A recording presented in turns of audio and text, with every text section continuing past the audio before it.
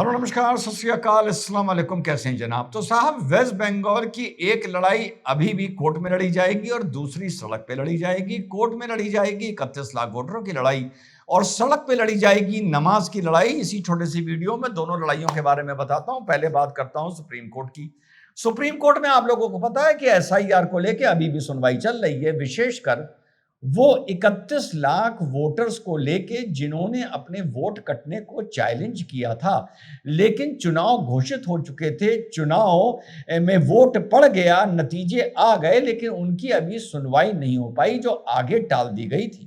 कुछ लोग बता रहे हैं सुनवाई में 2 साल लगेंगे, कुछ लोग बता रहे हैं सुनवाई में 4 साल लगेंगे। खैर, जितने लगेंगे वो एक अलग बात है। लेकिन जब एसआईआर को लेके, इस मुद्दे को लेके मामला फिर से honourable supreme court, court number 1 Suryakant साहब और बागची साहब के सामने पहुंचा, तो ये कोर्ट नंबर 1 ने कल्याण बनर्जी, जो टीएमसी की तरफ से वरिष्ठ अधिवक्ता हैं, उनके सांसद भी हैं, उनसे ऑनरेबल सुप्रीम कोर्ट ने बोला है कि आप एक नई पिटीशन अपनी शिकायत को लेकर डालिए। और क्या है शिकायत? शिकायत यह है, या यूं कहें कि शिकायत अप्रैल 13 की सुनवाई से जुड़ती है।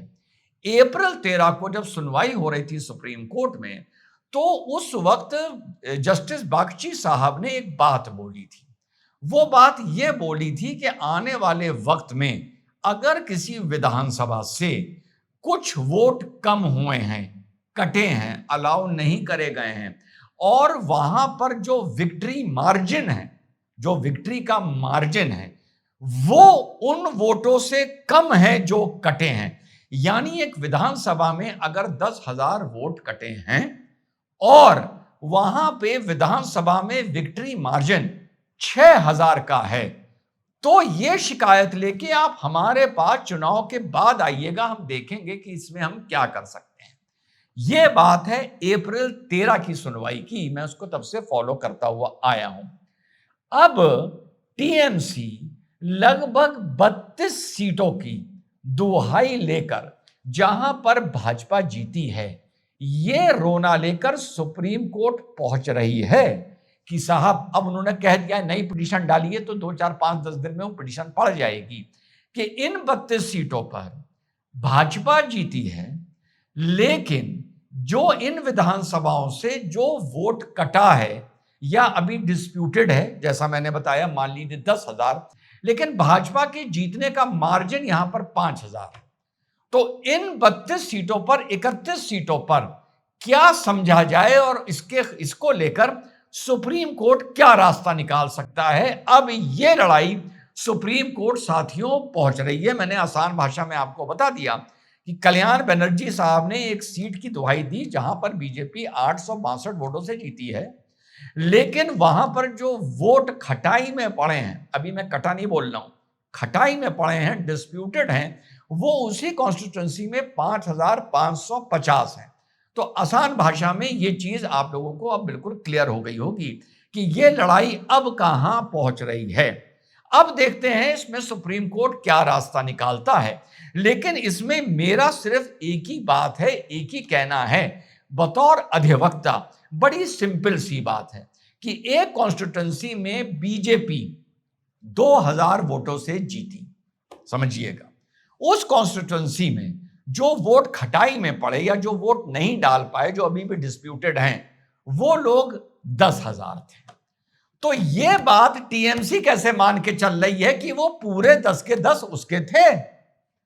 यानी, और यह बात तो तब मानी जाए कि अगर साथ में इस आरोप के सुप्रीम कोर्ट में यह आरोप लगे, वैसे ये वीडियो मैं आके किसी को भेज रहा हूं, ये क्योंकि एक एकेडमिक वीडियो है, खुद खड़ा नहीं होगा, तो साहब दूसरा आरोप यह लगाया अगर टीएमसी कि जो भी 31 लाख वोट कटे, उसमें से 29 लाख मान लीजिए बीजेपी के नजरिए से मुसलमानों के कटे और मात्र 1, 1.5, 2 लाख हिंदुओं के कटे। इस मारे हम ये मान सकते हैं कि जिस जगह पर वोट ज्यादा कटे हैं और विक्ट्री का मार्जिन कम है, वो लगभग 95% वोट हमारे थे। उम्मीद है आप लोग मेरी बात समझ रहे होंगे, हमारे थे। लेकिन अगर इसी चीज को मैं दूसरे एंगल से देखता हूं कि जितने भी वोट कटे हैं उसमें मात्र 34% मुसलमान हैं और 66% तो हिंदू हैं। तो इस पिटीशन को मेंटेनेबल सुप्रीम कोर्ट कैसे मानेगा? मुझे यह देखना है कि आपका अगर यह क्लेम है कि वो कटने वालों में भले हिंदू हैं भले मुसलमान हैं, वो सारे हमें मिलने जा रहे थे, तो भैया ऐसी बेवकूफी की बात कौन मान सकता है? तो इसमें जो मेरा बड़ा आसान सजेशन है, पहले बता दूं, ये चीज मैं आगे भेज रहा हूं, ये video as an academic video, पता है सुप्रीम कोर्ट भेज रहा हूं, किसी सम्मानित अधिवक्ता को भेज रहा हूं। मेरा यह मानना है कि अगर बीजेपी को एक चुनाव में 45% वोट मिला और टीएमसी को इस चुनाव में 40% वोट मिला, तो सीधी सी बात है कि अगर 10,000 वोट एक कॉन्स्टिट्यूंसी से कटा है, जिसमें ओवरऑल मिला के एवरेज करके हिंदू ज्यादा है और मुस्लिम कम है, यानी लगभग जो हिंदू कटा है वो मुसलमान से लगभग दुगने से थोड़ा कम कटा है, तो जो वोट बचे हुए हैं जो नहीं पढ़ पाए हैं उनको भी 45% बीजेपी का मान लो और 40% आप टीएमसी का मान लो। क्या प्रॉब्लम है इसमें? और फिर कैलकुलेट कर लो, फिर बीजेपी जीतती हुई नजर आएगी, सिंपल सी गणित से। और दूसरा यह है कि मान लो ये 31 के 31 विधानसभा टीएमसी जीतती है, मान लो ये 31 की 31 विधानसभा टीएमसी जीतती है, तो बीजेपी 207 से घटकर कितनी हो जाती है? लगभग 175 हो जाती है, तब भी बीजेपी की सरकार बन रही है। और ये 31 की 31 जब टीएमसी में जोड़ते हैं तब भी टीएमसी की सरकार नहीं बन रही है, तो शपथ को तो कोई चैलेंज कर ही नहीं सकता, तो फिर ये सब करने की जरूरत क्या है?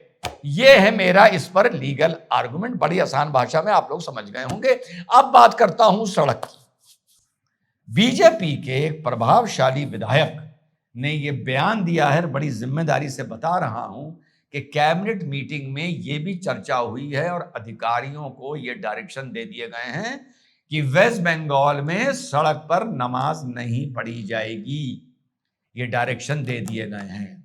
और आप लोगों को बड़ी एक विचित्र बात बताऊं, आप लोगों को पता नहीं, जो वेस्ट बंगाल के लोग हैं उनको तो पता होगा, एक रेड रोड है, रेड रोड फौज के अधीन आती है और वहां पर ईद उल फित्र और ईद उल अदा की नमाज अदा करी जाती है, और कई बार से फौज इस चीज के लिए मना कर रही है, लेकिन ना जाने क्या अंडरस्टैंडिंग थी। देखिए, बुरा ना मानिएगा टीएमसी और केंद्र के बीच में, कि केंद्र ने एंड में जब फौज ने मना किया तो 2-3 दिन बाद फौजी ने कह दिया कि नहीं भैया, हम आपको नमाज पढ़ना अपने ग्राउंड पर अलाउ कर रहे हैं।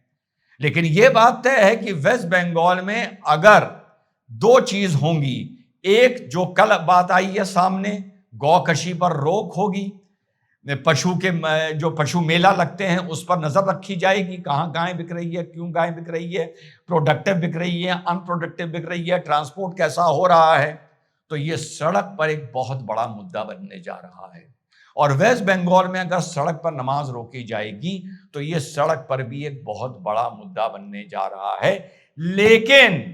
लेकिन ये दोनों ही वो मापदंड बनेंगे, पैरामीटर बनेंगे, जो मैं बोलता आया हूं, जो कम से कम नॉर्दर्न पार्ट ऑफ इंडिया में यही चीज वॉच करी जाएगी कि वेस्ट बंगाल में बीजेपी की सरकार इस चीज को कैसे कंट्रोल करती है। अगर कर ले जाती है तो इसका असर 2027 उत्तर प्रदेश पर भी देखने को मिलेगा और 2029 लोकसभा में भी देखने को मिलेगा। आज आप इस चीज को नोट कर लो। अब कम से कम पूरी काओ बेल्ट की नजर वेस्ट बंगाल पर है कि वो सरकार वहां चलती कैसे है। और तीसरा मुद्दा घुसपैठियों को लेके, बुरा ना मानिएगा, सबकी नजर सिर्फ इन्हीं मुद्दों पर होगी। जय हिंद, वंदे मातरम, खुदा हाफिज।